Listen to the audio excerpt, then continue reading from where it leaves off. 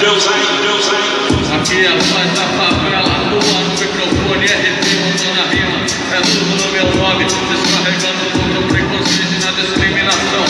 Mandando pro inferno esse tipo de ação. Sou contra a violência e contra a desigualdade. Minha rima é pro bem e não pela maldade. Tenho fé, esperança e paz no coração. Minha rima é uma mensagem pra todos os irmãos.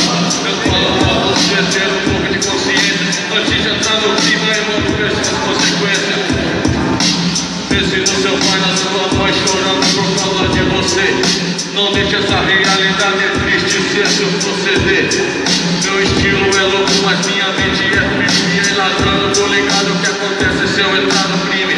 Sou favela, sou periferia, posso fazer parte, mas aí foi correria. Minha vida já foi dura, complicada, batalhada. Já passei necessidade e até já pensei em fazer outras fitas, outras paradas, mas eu fui forte e consegui sair do submundo com a ajuda de Deus. Também com meus esforços, muitos planos pensam negativo e que não vão conseguir, se revolta e sai fazendo cagada por aí.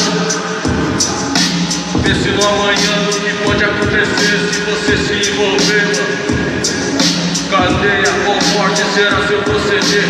Seja firmeza e siga meu conselho. Não tenha vergonha de você ao se olhar no espelho.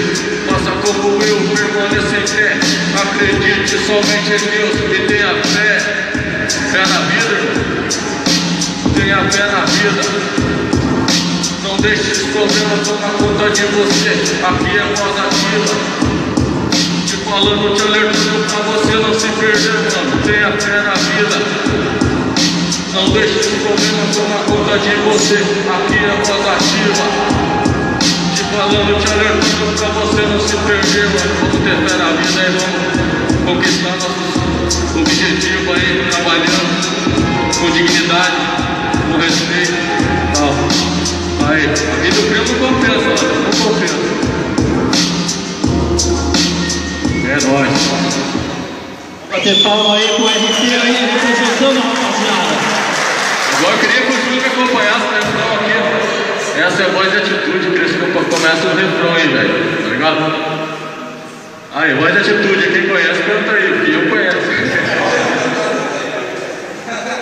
Voz de atitude, hip hop de verdade, não se ilude. Voz de atitude.